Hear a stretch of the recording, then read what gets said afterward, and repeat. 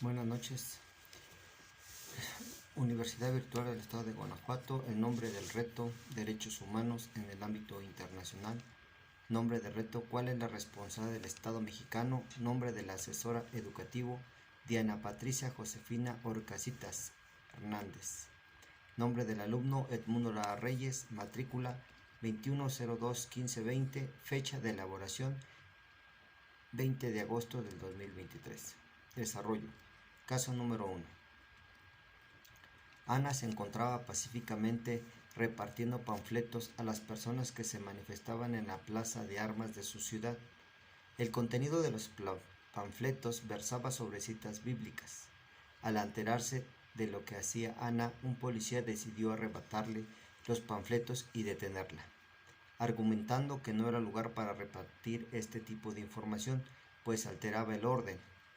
Ana permaneció encerrada e incomunicada dentro de una patrulla durante 3 horas hasta que la manifestación concluyó. Posteriormente, el policía la trasladó a Barandilla, donde recibió burlas y calificativos peyorativos por el personal de seguridad pública. Luego de un día detenida, la dejaron en libertad. Ana denunció el hecho ante la Fiscalía General del Estado, así como ante la Comisión Estatal de Derechos Humanos. Ambas instituciones omitieron el inicio de cualquier procedimiento, por lo cual Ana acudió a la Justicia Federal, donde resolvieron incompetencia para resolver el asunto.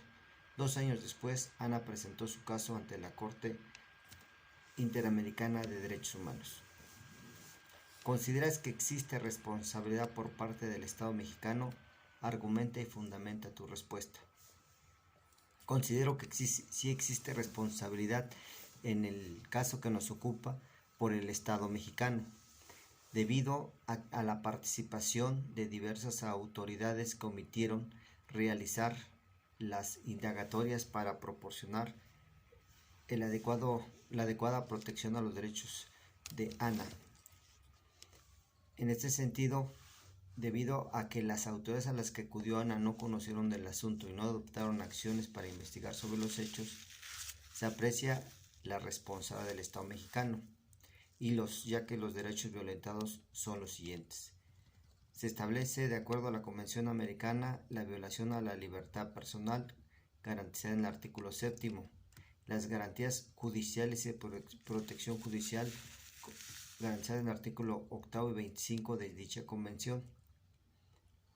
También el deber de respetar los derechos establecido en el artículo 1 de la convención. También existe otra violación de la obligación de adoptar disposiciones de derecho interno, artículo 2 de la Convención Americana.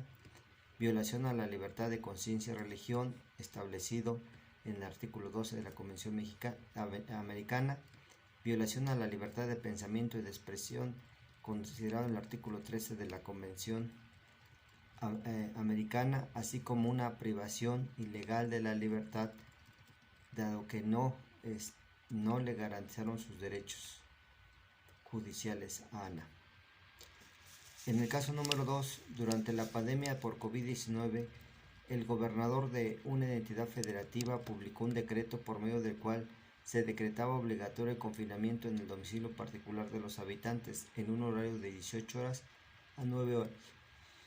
Asimismo, se preveía una multa de 1,500 pesos a quien infringiera esta disposición. De no contar con recursos para el pago de la multa, el decreto previó 36 horas de arresto.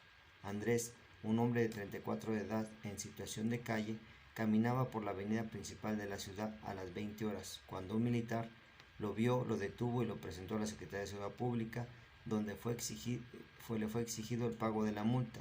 Andrés argumentó no tener casa, habitación, familia ni dinero para pagar la multa. Como consecuencia fue privado de la libertad durante 36 horas y boletinado, fotografía incluida, en redes sociales como el primer detenido, un sinvergüenza capaz de negar a su familia con tal de no pagar la multa. Derivado de lo anterior, fue localizado por una asociación civil a través de la cual se planteó su caso en jurisdicción militar y ordinaria hasta ponerse de conocimiento en la Corte Interamericana de Derechos Humanos. ¿Consideras que existe responsabilidad por parte del Estado mexicano? Argumenta y fundamenta tu respuesta.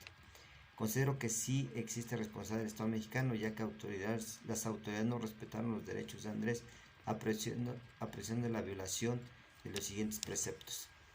La privación de los derechos, ya que estableció en la Constitución de los Estados Unidos mexicanos, ya que el gobernador emite un decreto, siendo que esta facultad le corresponde únicamente al presidente, la suspensión de los derechos con aprobación del Congreso, como lo establece el artículo 29 constitucional.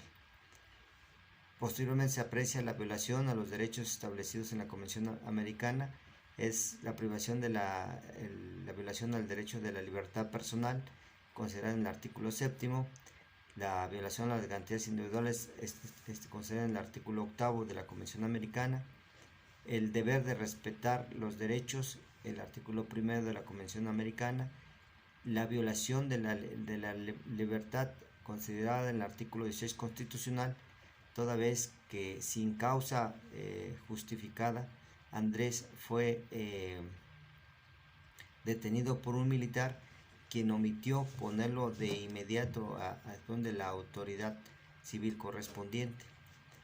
También se ve limitado con motivo de la detención, pues el derecho al libre tránsito considerado en el artículo 11 constitucional. Asimismo, en el derecho respecto a la protección de identidad, se violentó lo establecido en el artículo 20 constitucional.